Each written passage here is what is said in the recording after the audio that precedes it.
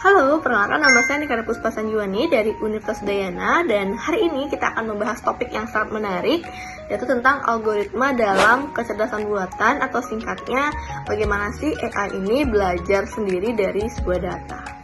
Nah, jadi gini teman-teman, kalau manusia itu belajar dari pengalaman, sedangkan AI itu belajar dari data.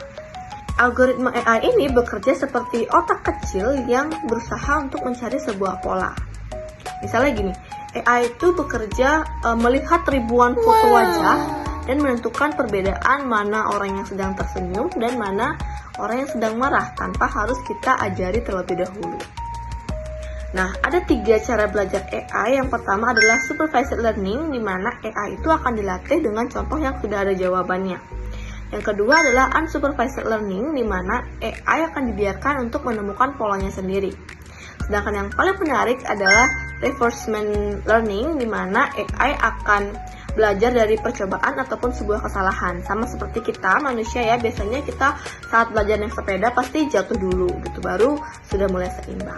Nah, bisa jadikan contoh juga, misalnya ada sebuah perusahaan transportasi nih di Indonesia yang menggunakan AI untuk menemukan rute terbaik dalam pengiriman logistik.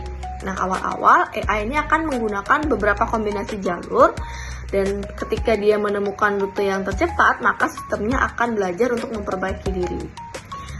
Lama-kelamaan, AI ini akan tahu nih kapan jalanan itu macet, kapan cuacanya kurang baik, dan dia akan menemukan atau memilih rute yang terbaik tanpa kita harus perintah ulang. Nah, selain itu, algoritma AI ini juga sering digunakan dalam pertanian cerdas atau smart farming. Nah, di mana AI itu akan membaca data cuaca, suhu tanah, kadar air, sehingga dia bisa menentukan kapan nih waktu yang terbaik bagi petani untuk menanam tumbuhan yang ingin ditanam. Nah, hasilnya panen akan jadi lebih stabil walaupun cuaca kurang menentu saat itu. Nah, jadi lewat algoritma inilah AI itu menjadi pintar, bukan karena sihir, tetapi karena belajar dari kesalahan dan data yang terus bertambah. Nah, sebagai penutup, aku mengajak teman-teman untuk berpikir, ketika AI ini bisa belajar dari data yang kita berikan, lalu apa yang terjadi ketika data itu salah, bias, ataupun tidak adil? Apakah AI ini tetap bisa memberikan keputusan yang bijak? Bagaimana menurut teman-teman? Terima kasih sudah menonton, sampai ketemu di topik selanjutnya.